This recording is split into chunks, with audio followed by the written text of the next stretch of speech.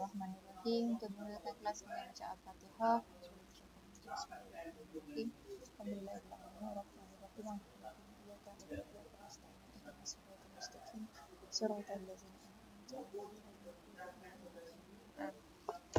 Okey, insyaAllah kita akan mulakan kelas. Duduk di tempat yang senyap, jangan makan, pakai pakaian yang tertib, sentiasa on video kamera dan mikrofon. Mute mikrofon sekiranya ada gangguan. Okey. Okey, siapa tahu? Awak tahu, awak kenal Allah? Kenal tak Allah? Allah, kalau kita baca Asmaul Husna, kita pernah sebut Al-Alim. Apa maksud Al-Alim? Al-Alim, Alim. Yang maha mengetahui. Okey. Siapa boleh baca ayat ni? Lelaki. Siapa boleh baca ayat ni? Lelaki. Yasir, Khairul Anwar.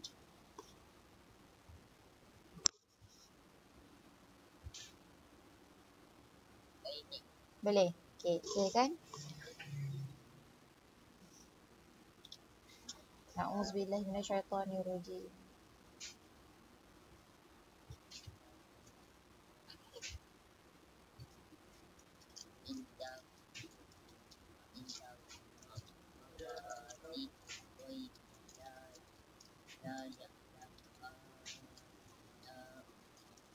Illahu. Ada jim ni kena berhenti. Lebih baik berhenti jim. Illahu.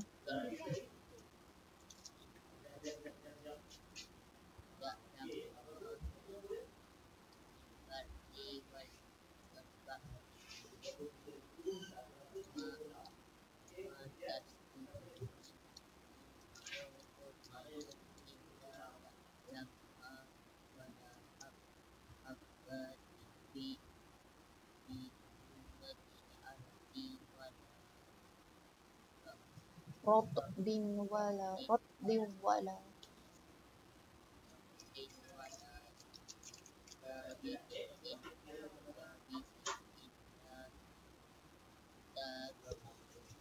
Ya, dan maksudnya apa ni? Dia adalah surah Al-An'am ayat 59. Maksudnya, dan pada sisi Allah jualah, dan pada sisi Allah jualah anak kunci keperbendaharaan segala yang gaib. Tiada yang mengetahuinya melainkan dialah sahaja, dan dia mengetahui apa yang ada di darat dan di laut, dan tidak gugur sehelai daun pun melainkan dia mengetahuinya, dan tidak gugur sebutir biji pun dalam kegelapan bumi, dan tidak gugur yang basah dan yang kering melainkan semuanya ada yang tertulis di dalam kitab apa? Lauh Mahfuz yang terang nyata. Okey, siapa faham ayat dekat sini? Siapa faham maksud dia dekat sini?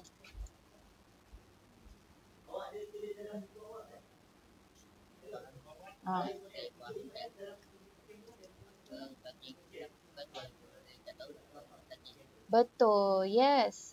Semua benda Allah tahu. Hatta daun, sehelai daun yang gugurnya sehelai daun ni Allah pun tahu. Dahsyat tak? Gugurnya sebutir biji pun, semua ni gugur dalam pengetahuan Allah, dalam izin Allah. Kalau Allah tahu dia akan gugur, Allah tahu dia akan gugur. Kalau Allah izinkan dia gugur, Allah akan izinkan dia gugur. Kalau Allah tak nak dia gugur, Allah tak akan bagi dia gugur. Dan benda tu tak akan dapat berubah melainkan dengan perintah Allah. Maksudnya kalau kita lihat dalam ayat ini, betapa segala-galanya Allah ini maha mengetahui. Semua benda Allah tahu. Hati kita dan segala-galanya. Okey? Ya.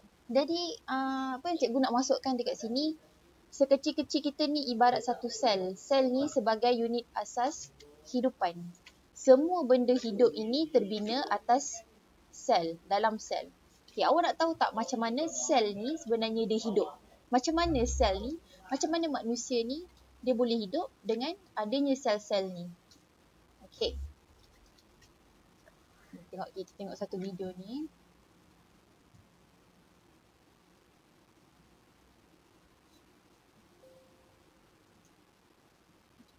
video ni. Okay.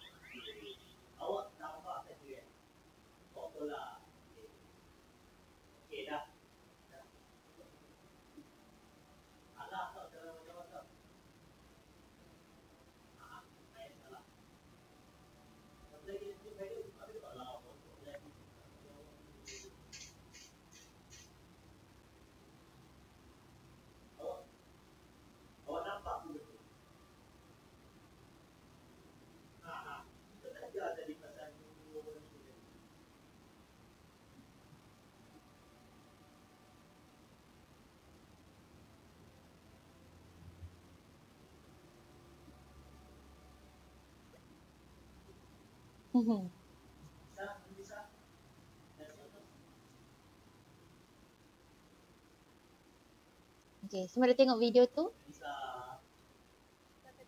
Yes. So apa yang awak faham daripada awak bila awak tengok video tu, dan macam mana awak nak kaitkan dengan ayat ni? Betapa setiap sel tu Allah pun tahu. Sel tu nak dibahagikan, sel itu akan mati pun Allah tahu.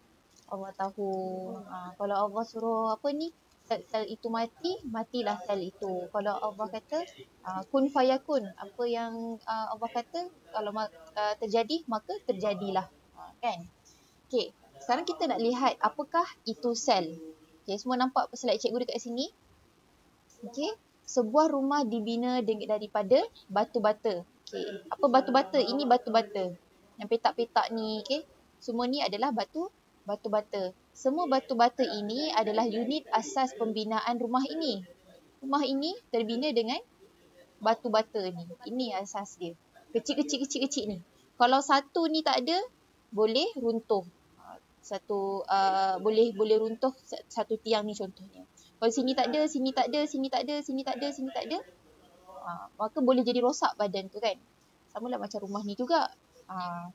So, begitu juga dengan benda hidup. Benda hidup ni terdiri daripada unit asas yang dikenali sebagai sel. Setiap benda hidup, dia kata benda hidup ni terdiri daripada unit asas yang dikenali sebagai sel. Di badan kita ni terdiri daripada sel-sel. Siapakah orang pertama yang menemukan sel? Menjalankan semua fungsi hidup seperti pertumbuhan, respirasi, pembiakan, pertumbuhan. Ini yang sel-sel buat. Dia bertumbuh, dia menjalani pertumbuhan, dia menjalani respirasi, pembiakan dan pertumbuhan. Ini sel-sel. Ini fungsi dia. Okay? Dia menjalankan semua fungsi hidup dalam manusia. Manusia ada tumbuh-tumbuhan yang tumbuh, ada haiwan yang berespirasi, manusia dan haiwan menjalani pembiakan, ada perkumuhan. Okay, jadi semua ini, sel-sel inilah yang berfungsi. Sel-sel inilah yang menjadikan semua perkara itu berlaku. Cikgu bagi masuk Hanif.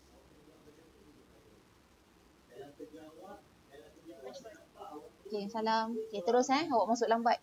So, sel menyerupai sebuah kilang mikroskopik yang berlaku beribu-ribu tindak balas kimia di dalamnya. Ibarat ni, dalam satu sel ni, ini satu sel dalam satu sel ni macam kilang. Ada yang photostat, DNA information, ada yang tolong kekalkan sel ini. Dia macam satu kilang dalam setiap satu sel. Okay, so apa akan jadi kalau dalam sel badan kita tu atau tua atau rosak? Apakah yang akan terjadi bila sel-sel dalam badan kita sudah tua atau rosak? Awak semakin tua, sel-sel akan mati. Apa akan jadi? Siapa boleh beritahu cikgu? Betul kan? So, sel menjalani proses pembahagian untuk membentuk sel-sel baharu. Jadi bila kita lihat tadi, satu sel tadi, sel ni kalau dia dibiarkan sahaja, dia akan mati. Betul tak? Dia akan mati. Jadi macam mana kita nak pastikan hidup dia, sel ni terus hidup? Dia terus hidup. Macam mana dia nak teruskan?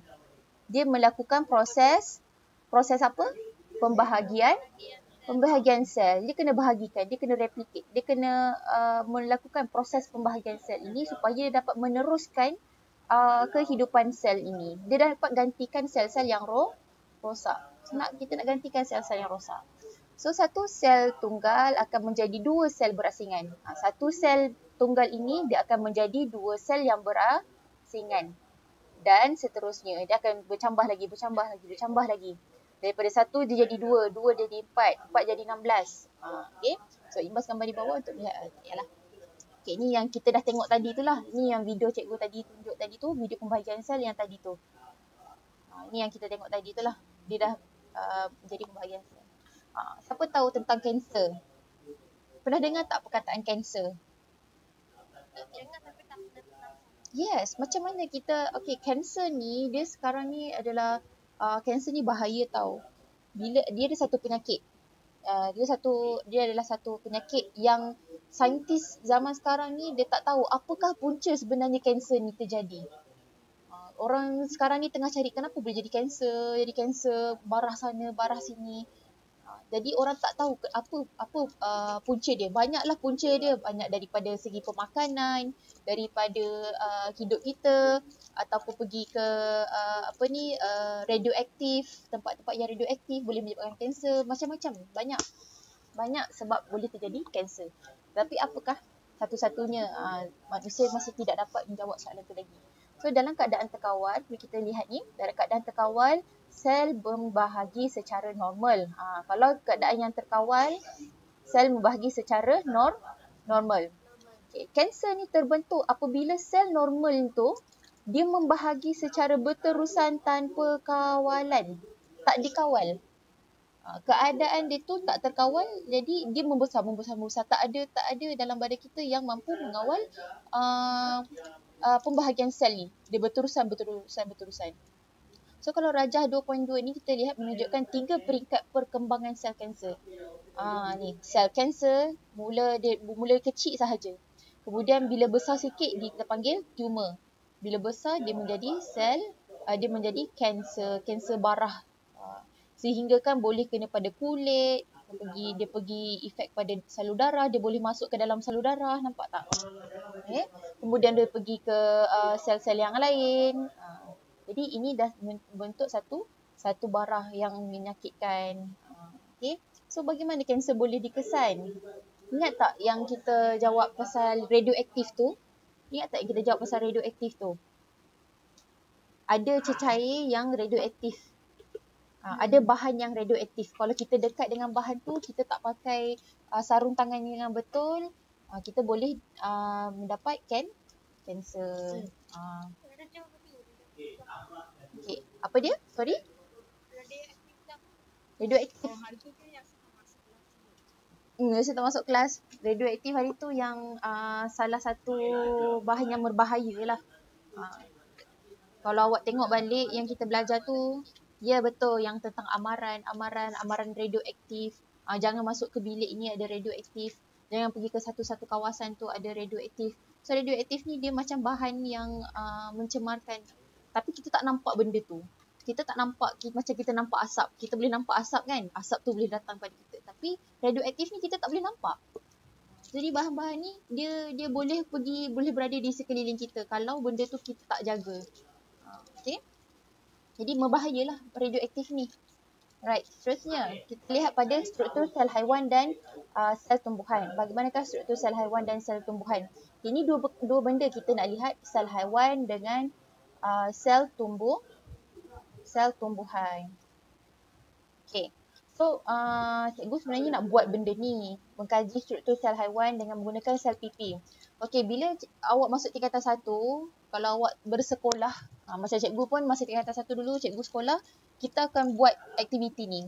Iaitu kita pakai pencungkil gigi, kita masukkan kat pipi, kita kikiskan kat pipi. Lepas tu kita letakkan slide kaca dan kita letakkan larutan metilina biru.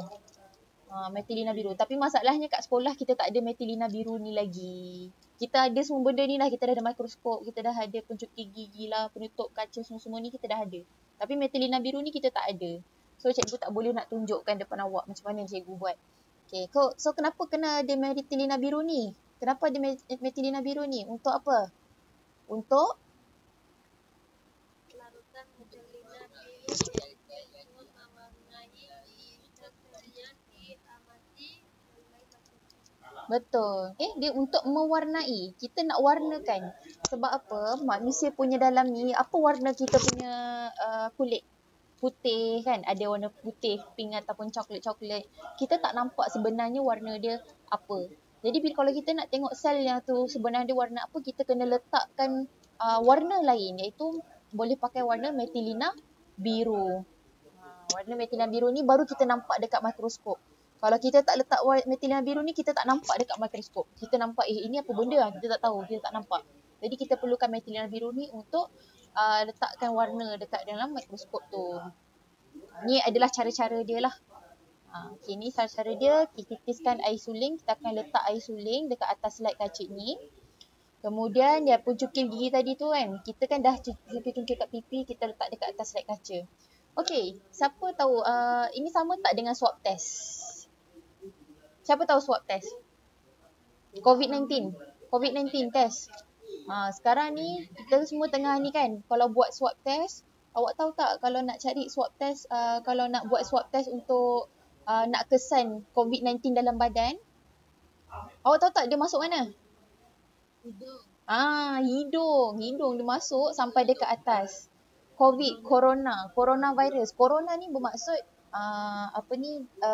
saluran yang berkaitan dengan pernafasan. Itu sebenarnya maksud corona. Corona. Okay. Dia maksudnya disease ataupun penyakit yang berkaitan dengan pernafasan. Jadi kita bernafas ikut apa? Mulut dengan hidung kan. Tekak kan. Jadi sebab tu bila buat swab test, dia akan cucuk dekat hidung sampai dalam, sampai dekat-dekat dengan mata awak kat atas tu. Dia akan cucuk untuk dah cari mana ada tak virus COVID-19 kat situ. Lepas tu kedua dia akan cucuk lagi dekat tekak kita. Dia akan masuk dekat masuk kat tekak ke? Dekat rongga atas. Rongga mulut rongga mulut rasanya. Tapi dalam. Tapi cikgu tak pernah lalu lagi. Tapi cikgu Syamsul dah pernah rasa dah. Sakit bila part hidung tu. Part hidung tu memang sakit, dia naik atas. Sebab dia nak cari apa? Dia nak cari apa? Virus apa? COVID-19. Coronavirus. Itu sebab tu dia tempat dia swab. Okay, kalau dekat sini kita nak tengok kita punya sel, kita cukup sahaja kita kikis dekat sel pipi. Sel pipi kita cucuk je kat sini, kais masuk, letak je dekat atas titisan air suling dekat sini. Okay, dah letak dekat situ, baru kita letak metilina biru ni untuk dapatkan warna dia. Okay, lepas tu tutup dengan penutup kaca. Yang ni dia ada cara, kita masa ni lah awak menggunakan kemahiran manipulatif. Kemahiran apa? Manipulatif. Kenapa jadi macam ni? Tak nampak. Kemahiran manipulatif. Kemahiran manipulatif ni apa? Mengendalikan bahan-bahan, mengendalikan barang-barang sains, lab sains. Kena pakai jarum tenggek ni kalau nak tutup. Jangan tutup pakai tangan. Nanti awak dah mencemarkan sel-sel tu. So kemudian ada kertas turas. Kita kena serap larutan yang berlebihan dekat tepi-tepi ni. Dan bila kita tenggekkan penutup kaca ni kan, nanti kan air tu ada pergi ke tepi-tepi keluar ni kan. Jadi kita kena letak pakai kertas turas tu, kita serap balik mana-mana yang berlebihan. Kemudian barulah letak dekat atas slide kaca dalam mikroskop untuk kita lihat eksperimen. So dia ada proses dia kalau kita nak lihat sel haiwan ataupun sel dekat pipi kita. Okay, seterusnya macam mana nak buat kaji bawang juga, kaji sel tumbuhan. Kalau kaji sel tumbuhan, kita akan menggunakan sel apa? Bawang. So titiskan air suling juga. Kemudian kita akan potong bawang tu dan kita akan ambil bahagian epidermis bawang, bahagian atas sekali. Bahagian atas sekali ni bahagian paling nipis. Lepas tu kita akan potong menggunakan forceps dan kita akan letakkan dekat sini. Okay. Lepas tu kita letakkan, kalau untuk sel haiwan kita menggunakan larutan metilina biru. Kalau sel bawang kita akan menggunakan larutan apa? Iodin. Okay. So iodin ni untuk bagi warna kepada sel bawang itu. Okay. Lepas tu baru tutup kaca, gunakan jarum tenggek. Letak kertas turas untuk ambil yang berlebihan dekat tepi ni. Kemudian barulah kita letak dalam mikroskop untuk perhatikan. Nampak ada proses. Awak tak boleh suka-suka hati ambil bawang terus masuk sini. Boleh ke? Tak boleh. Dia ada cara-cara dia. Cara-cara dia supaya bila awak tengok tu bersih. Oh, betul-betul semua ni bawang, lapisan epidermis bawang sahaja. Tak adalah dalam ni awak tengok barang-barang lain yang tercemar. Contohnya tiba-tiba sel pipi awak pun, air liur awak pun ada kat dalam bawang ni. Nanti jadi dah pening dah bila tengok. Lepas tu kena bersih. Okay. Right. So inilah bila awak lihat pada mikroskop, awak akan nampak sel bawang dia macam ni. Sel pipi macam ni. Memang macam ni. Jadi warna biru. Kenapa dia warna biru?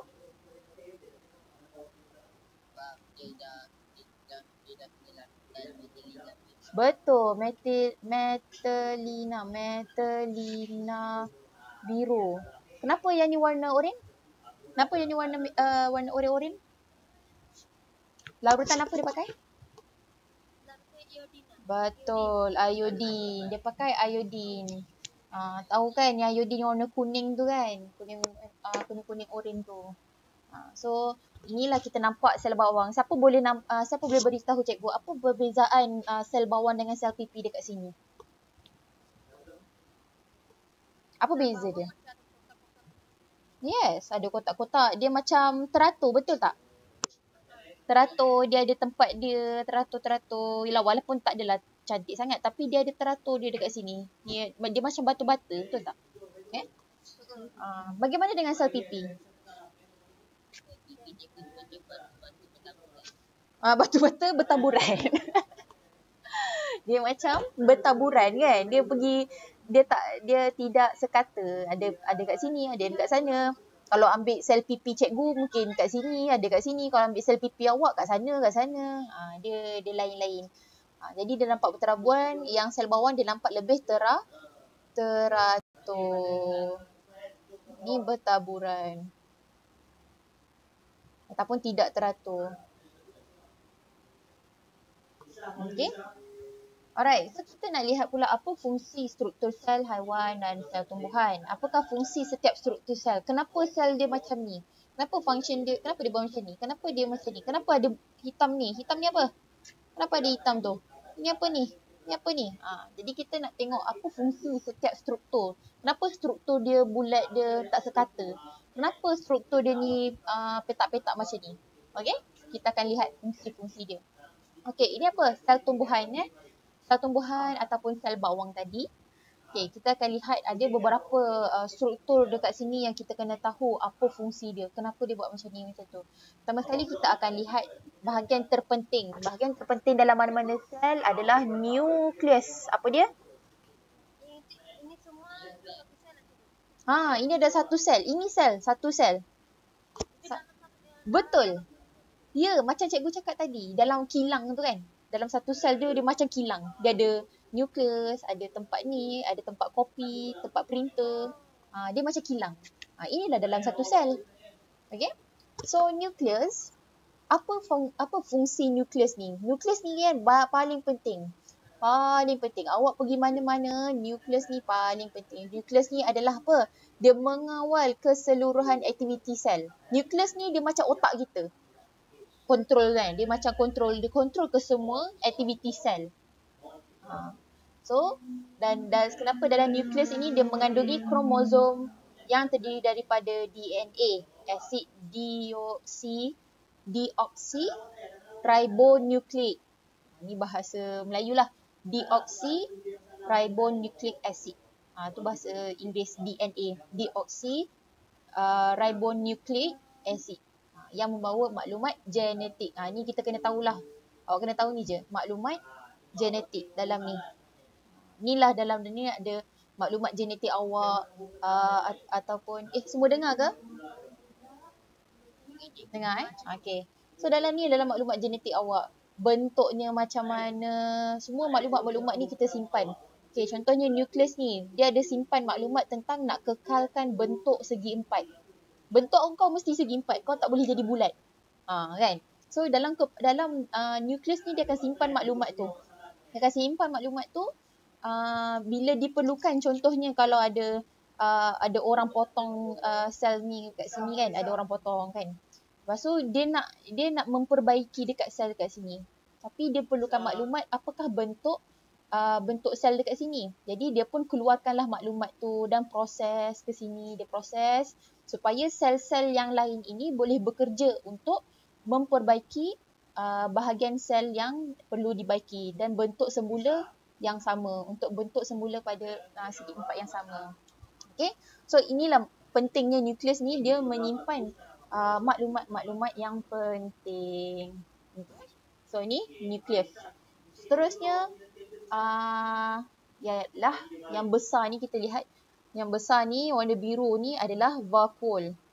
Okay, vakuole. Vakuole ini memberikan sokongan kepada sel apabila dipenuhi subsel.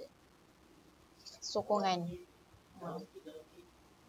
Dalam ni basically kalau tumbuhan dia ada air lah. Dalam ni dia letak air. Okay, dalam ni ada air. Jadi air ni dia simpan air untuk sel ini terus hidup. Disimpan air. Okay, lagi seterusnya apa dia? Apa ni? Kita sebut. Kloroplas. Kloroplas ni untuk apa? Dia menyerap proses fotosintesis. Ingat lagi tak proses fotosintesis? Okay, betul. Haiwan tumbuhan ni nak buat makanan. Jadi dia menggunakan tenaga cahaya. Dapat dekat mana tu? Dekat kloroplas. Inilah kloroplas. Masa darjah 4 awak tak belajar benda ni, masuk tingkatan 1 baru awak nampak dekat mana berlaku ni fotosintesis. Dekat kloroplas. Macam ni lah tumbuh-tumbuhan mendapatkan makanan. Ya, dia jadi satu rumah. Ya, ada soalan? Apa dia? Ya.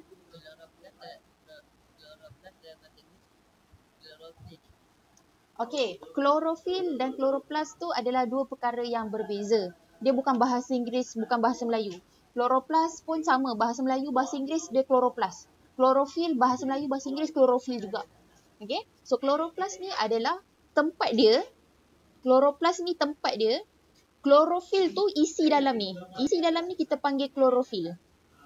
Boleh? Faham? Okay. So dalam kloroplas ini terkandungnya klorofil. Faham? Ya. Tapi kita betul lah, bolehlah panggil macam tu. Klorofil ni kiranya medium untuk dia buat makanan jugalah. Okay.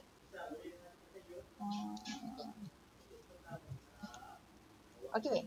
Seterusnya kita lihat adalah mitokondria. Mitokondria apa? Mitokondria menghasilkan apa? Tenaga untuk tindak balas. Semua perkara ni perlukan tenaga. Kalau tak ada tenaga, tak bolehlah nak buat kerja-kerja ni juga. Betul tak? So kita perlukan mitokondria ni. Okay, ni mitokondria. Nampak mitokondria. Macam mana nak lukis mitokondria? Dia bulat macam ni je. Nanti awak kena lukis tau benda-benda ni. Macam ni mitokondria. Dia mesti berlingkung-lingkung macam ni. Macam ni nak lukis mitokondria. Dah jadi mitokondria. Senang tak? Bim serius tau. Inilah mitokondria. Cikgu tak main-main. Nanti awak nak melukis, awak kena lukis dekat dalam sel. Macam mana nak lukis sel. Macam ni lah cara-cara dia. Okay. So kita belajar dah mitokondria. Ya. Kenapa? Sel, ini kan sel tumbuhan. Tadi kan awak tengok ni sel dia segi empat ke bulat ni? Segi empat tu lah. Panjang-panjang kan? Sebab tu lah dia segi empat macam ni. Yes. Okay. So kita belajar nukleus, vakuole, kloroplas, mitokondria. Seterusnya, tengok ni apa ni? Sitoplasma. Okay, sitoplasma ni dia berada dekat sekeliling ni lah.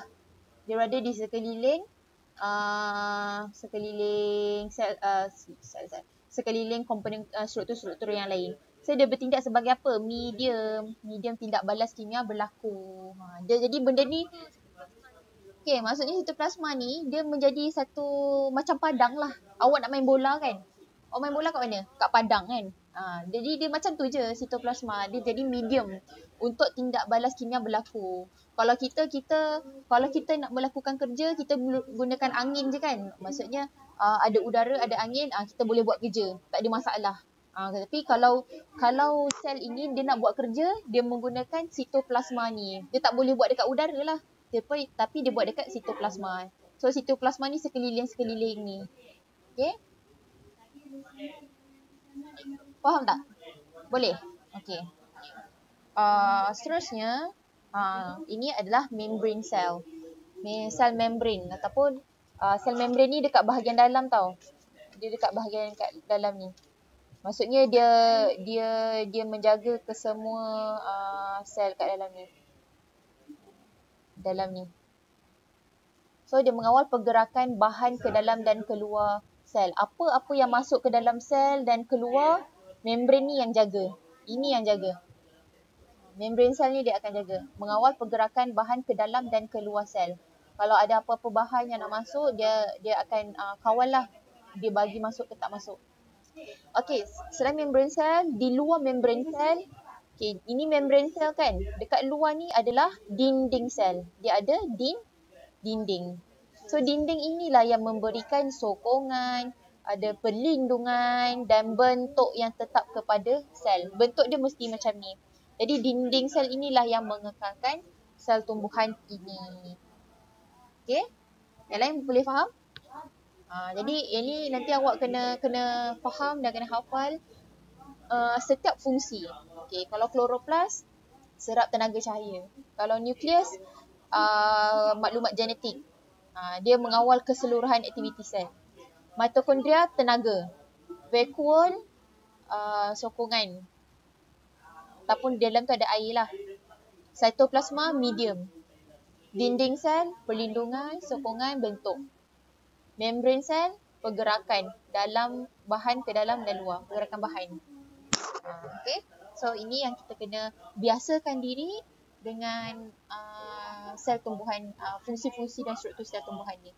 Okay, seterusnya kita akan lihat kepada sel haiwan. Sel haiwan bentuk apa ni? Bentuk bulat. Dia bulat, dia bentuk dia tidak tetap. Okay, apakah perkara yang paling penting bila kita melihat sel? Apa dia ni? Ini apa? Ya, nukleus. Sama tak? Dia punya cerita dia kat sini sama tak dengan sel tumbuhan tadi? Mengawal keseluruhan aktiviti sel. Dia ada mengumpul maklumat genetik. Okay? So, samalah dengan tumbuhan tadi. Ni pun sama. Mengawal aktiviti keseluruhan sel dengan DNA, maklumat genetik. Okay, sama dengan dekat sini juga. Dan kita lihat adalah, ni sama tak mitokondria? Ni pun mitokondria juga. Okay, ni pun mitokondria juga. Mitokondria ni untuk apa? Tenaga. Seterusnya cytoplasma juga. Cytoplasma ni pun adalah medium tindak balas kimia berlaku. Okay, dia sebagai medium. Dia ada dinding tak ada dinding. Tapi dia ada membran sel. Dia ada sel membran dekat sini. Dan dia mengawal pergerakan bahan ke dalam dan keluar sel. Okay, kenapa sel haiwan tak ada dinding sel? Bentuk. Betul. Tapi yang ni tak ada dinding. Kita tengok sel haiwan tadi dia ada bentuk tetap ke tak? Tak ada bentuk tetap. Betul tak? Kenapa tak ada bentuk tetap? Sebab tak ada dinding sel. Sel haiwan tak ada dinding sel. Okay? Yes. So kita akan lihat perbandingan antara sel haiwan dengan sel tumbuhan. Okey, yang dekat tengah ni, ini kedua-dua sel ni ada. Dua-dua sel ni, sel haiwan dengan sel tumbuhan ni, dua-dua dia ada. Dua-dua ada nukleus, dua-dua ada membran sel, dua-dua ada cytoplasma, dua-dua ada mitokondria. Tetapi, apa yang sel haiwan tak ada? Yang sel tumbuhan ada? Yes, dia ada. Kalau sel tumbuhan dia ada vakuole. Yeah.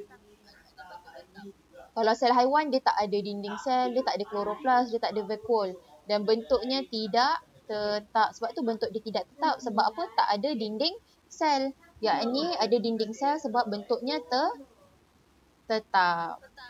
Okay, so sel tumbuhan ni dia ada lebih banyak berbanding sel haiwan. Sel tumbuhan ada dinding sel, ada kloroplas, ada vakuole. Jadi kalau sel haiwan dia tak ada vakuole, tak ada kloroplas, tak ada dinding sel. Yang ni je dia ada nukleus, membrane sel, sitoplasma dan mitokondria. Okay. Alright. Okay, so kesimpulannya, setiap aktiviti dalam sel manusia dan tumbuh-tumbuhan ini apa? Allah tahu dan Allah yang mengawalnya. Kalau Allah kata sel tumbuhan ni kena mati, dia akan mati. Allah akan arahkan macam mana sekalipun sel haiwan ni akan mati. Even untuk sel tumbuhan ni juga. Kalau Allah kata vakuole ni akan kering, ataupun mitokondria ni akan dimatikan, ataupun nukleus ni akan mati, dia akan matikan. Allah akan buat. Allah akan mengawalnya. Itulah semua segala-galanya Allah lah yang mengawal. Berbalik kepada ayat tadi, surah Al-An'am, dan pada sisi Allah jualah anak kunci pembendaraan segala yang gaib. Segala yang gaib, segala yang kita tak tahu. Banyak benda yang kita tak tahu, tapi Allah lebih tahu. Okay. So itu sahaja daripada cikgu. Cikgu harap awak dapatlah sesuatu daripada kelas kita pada hari ini. Bukan sahaja kita belajar tentang ni, tapi kita mengamati ayat Al-Quran ini, surah Al-An'am ayat 059, bahawa Allah ini maha mengetahui. Hebat tak hebat Allah? Ini semua dalam cerita Betul. Yes, pakai mikroskop. Okey, cikgu nak tunjuk dekat awak. Cikgu pakai mikroskop. Okey, sebelum tu cikgu tutup ni dulu.